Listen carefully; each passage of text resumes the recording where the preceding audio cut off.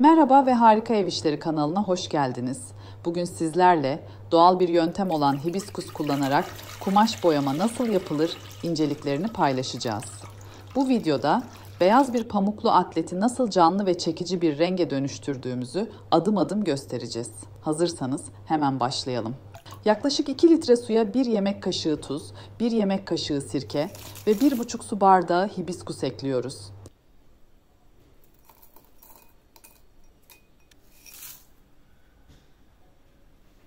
Boyanacak ürünü tencerenin içerisine koyuyoruz. Biz rengi daha anlaşılır olması için beyaz bir pamuklu atlet kullandık.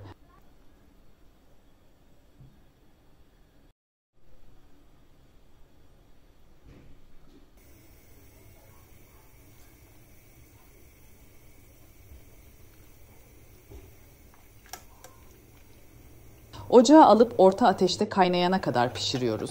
Kaynamaya başladıktan sonra en az 45 dakika, 5 dakika aralıklarla giysiyi tencerenin içerisine karıştırarak kaynatıyoruz.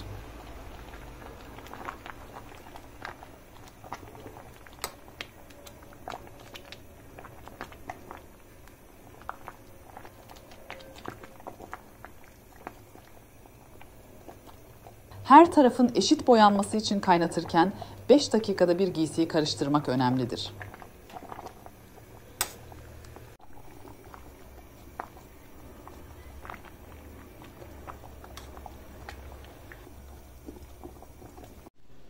Kaynama işlemini belirtilen sürede yaptıktan sonra ocaktan alın ve üzerine tabak yerleştirip en az 3 saat boyalı suyun içerisinde soğuyana kadar bekletin.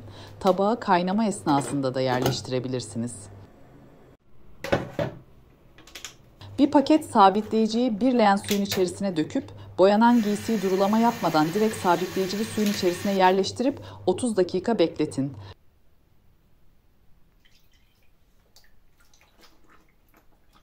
Sabitleyicili suda beklettikten sonra sıkma ve durulama yapmadan ıslak şekilde kurumaya asın.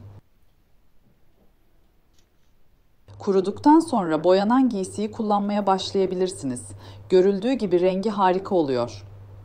Videoyu beğendiyseniz benzer kumaş boyama tarifi videoları için küçük resimlere tıklayabilir, göz atabilir ve yeni videolarımızdan haberdar olmak için kanalımıza abone olabilirsiniz.